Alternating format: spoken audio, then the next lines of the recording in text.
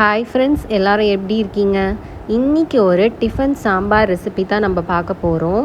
நம்ம road side ஷாப்லாம் போவோம் இல்லையா, அங்கே கொடுக்குற டிஃபன் சாம்பார் எல்லாருக்குமே ரொம்ப ஃபேவரட்டாக இருக்கும். எல்லாருமே அதுக்காகவே அந்த ரோட் சைட் ஷாப்புக்கு போய் சாப்பிடுவோம். அந்த சாம்பார் வீட்டிலே எப்படி செய்யலான்னு சொல்லிட்டு பார்க்கலாம் வாங்க. அந்த சாம்பார் எப்படி செய்யலான்னு பார்க்கலாம். அதுக்கு நான் ஃபஸ்ட்டு என்ன எடுத்திருக்கேன்னா, பாசி பருப்பு தான் எடுத்திருக்கேன். ஒரு 100 கிராம்ஸ் பாசி பருப்பை ஒரு 20 மினிட்ஸ் தண்ணியில் ஊற வச்சுருக்கேன். இந்த மாதிரி ஊற வச்சுக்கோங்க. பாசி பருப்பு மட்டும் எடுத்தால் போதும்.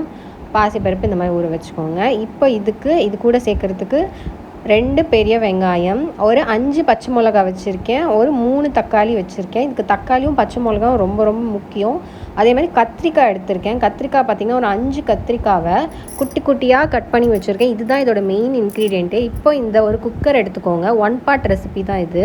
இதில் என்ன பண்ண போகிறோன்னா, குக்கரில் நம்ம வச்சுருக்கிற எல்லாத்தையுமே சேர்த்துக்கணும். வெங்காயம், தக்காளி, கத்திரிக்காய் அது எல்லாமே சேர்த்துட்டு, ஒரு ஸ்பூன் மஞ்சத்தூள், ஒரு ஸ்பூன் வீட்டிலே பண்ண குழம்பு மிளகாத்தூள் அண்ட் சாம்பார் பொடி சேர்த்துக்கிறேன். இது எல்லாத்தையுமே நம்ம ஒரே குக்கர்லேயே போட்டுக்கணும். வெங்காயம், தக்காளி, பச்சை மிளகா, மஞ்சத்தூள், மிளகாத்தூள், சாம்பார் பொடி, கத்திரிக்காய். ஓகேங்களா? மறுபடியும் சொல்லியிருக்கேன், அதனால தான். இது எல்லாத்தையும் போட்டு தேவையான அளவு தண்ணி, பாருங்கள் நான் எவ்வளோ அளவுக்கு தண்ணி ஊற்றுறேன்னு.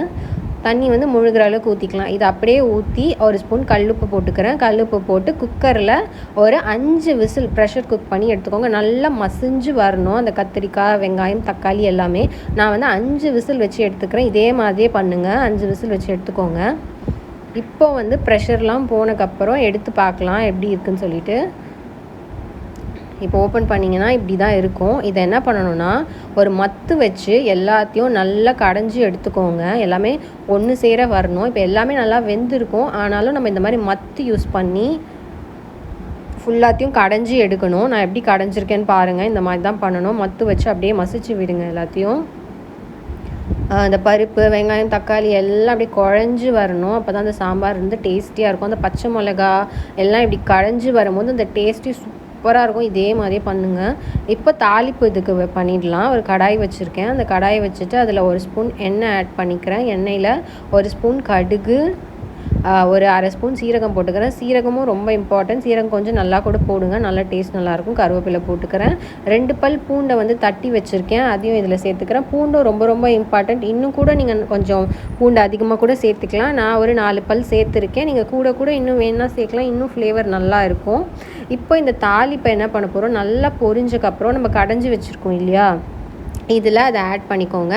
ஆட் பண்ணி எனக்கு கொஞ்சம் திக்காக இருந்த மாதிரி இருக்குது. ஸோ நான் ஒரு கிளாஸ் தண்ணி ஆட் பண்ணியிருக்கேன். உங்களுக்கு அந்த திக்னஸே ஓகேனா அப்படியே விட்டுருங்க.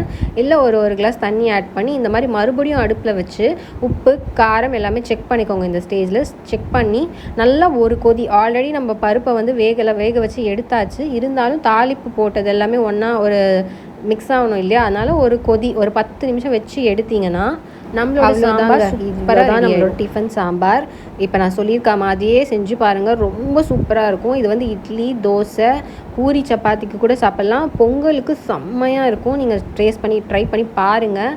அதே மாதிரி என் சேனலை சப்ஸ்கிரைப் பண்ணுங்கள். அப்போ தான் நான் போடுற வீடியோஸ் எல்லாமே வரும். தேங்க்ஸ் ஃபார் வாட்சிங். பாய்.